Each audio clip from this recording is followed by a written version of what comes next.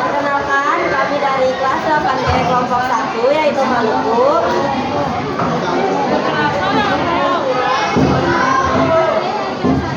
Saya Rana Farautsara. Saya Nasya Syokila Fansa. Saya Devi Ginanjar. Saya Saya Dimas Prasetyo. Silakan menonton. Permisi Pak, saya dari kelompok 1 kelas 8G Maluku. Saya akan mewawancarai Bapak, apakah Bapak bersedia? Ya, silakan. Baik Pak, saya akan mulai pertanyaan. Silakan Asya. Pertanyaan yang pertama yaitu apa sejarah Provinsi Maluku? Sejarah Provinsi Maluku. Maluku itu sebuah kerajaan ya. Pada awalnya sebuah kerajaan yang terkenal ada dua, yaitu Uli Siwa dan Uli Lima. Perserikatan Uli Siwa, Perserikatan Uli Lima, yaitu Ternate dan Tidore. Nah, kemudian setelah datangnya bangsa-bangsa penjajah mulai dari Portugis tahun 1512, datanglah orang Portugis berdagang ke sana. Terus setelah 90 tahun datanglah penjajah Belanda menguasai perdagangan di Ternate Tidore.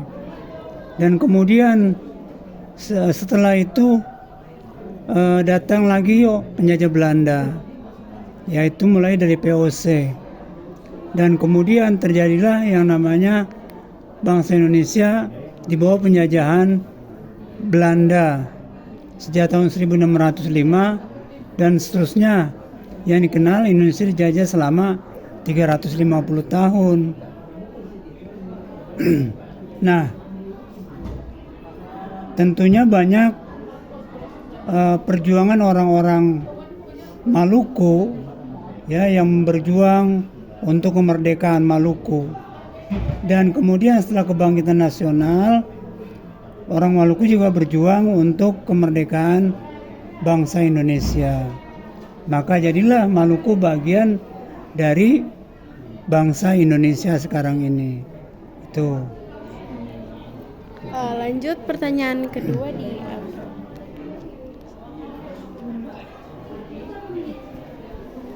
Yang kedua, apa peran Maluku dalam jalur perdagangan rempah-rempah di masa lalu?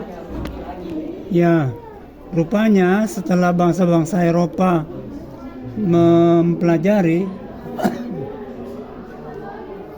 ternyata mereka menemukan pusat rempah-rempah itu bukan di Afrika, bukan di Calicut, bukan di India, bukan di Malaka, bukan di Jawa, tapi ternyata pusat rempah-rempah itu ada di Maluku. Nah, baik bangsa Portugis yang berangkat dari jalur selatan maupun orang Spanyol yang berangkat melalui jalur barat, akhirnya mencari rempah-rempah, ternyata bukanlah di Amerika, bukanlah di Filipina. Dua bangsa itu ternyata menemukan pusat rempah-rempah itu adalah di tanah Maluku. Dan jadilah Maluku dikenal sebagai daerah penghasil rempah-rempah yang diperebutkan oleh bangsa-bangsa Eropa, bukan hanya Portugis dan Spanyol, tapi bangsa-bangsa lain di dunia pada masa penjelajahan samudra mencari pusat rempah-rempah, mencari Maluku. Ya, seperti itu. Oke, pertanyaan ketiga ada di Malika. Bagaimana Maluku berkontribusi pada sejarah Indonesia? Ya, tentu Maluku banyak sekali ya para pejuang dari Maluku. Mulai dari Maluku itu bagaimana dijajah oleh Portugis, ya kan? Kita kenal namanya Sultan Nuku, ya kan? Kemudian anaknya Sultan Babula berjuang untuk kemerdekaan, bagaimana bisa mengusir orang-orang Eropa yang masuk ke daerah Maluku. Kemudian muncul lagi pada masa Belanda tokoh yang terkenal seperti Patimura, juga kan orang bangsa Maluku, ya, atau Thomas Matulesi dan lain sebagainya. Banyak sekali pejuang-pejuang Maluku baik pada masa Portugis maupun pada masa Belanda atau VOC berusaha untuk kemerdekaan Maluku terutama. Dan setelah kebangkitan nasional, banyak tokoh-tokoh Maluku juga berjuang untuk kemerdekaan bangsa Indonesia. Ya, seperti itu. Lanjut pertanyaan keempat dilanjutkan oleh Ebi.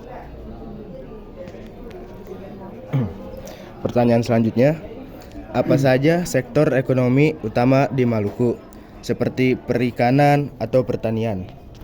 Ya, sektor di Maluku yang paling tersohor itu kan daerah penghasil rempah-rempah. Berarti kan pertanian ya. Karena rempah-rempah itu seperti cengkeh, kemudian pala, kemudian jahe-jahean, ya kan? Itu termasuk golongan pertanian.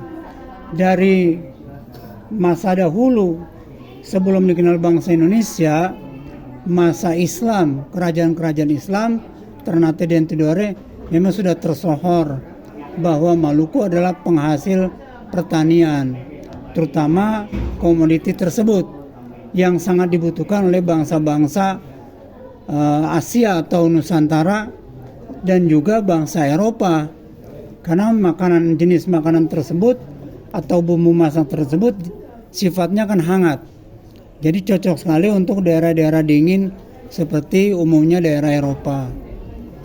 Ya, seperti itu. Mengapa Maluku disebut sebagai tanah rasa jahe atau Pulau Seribu, Pak?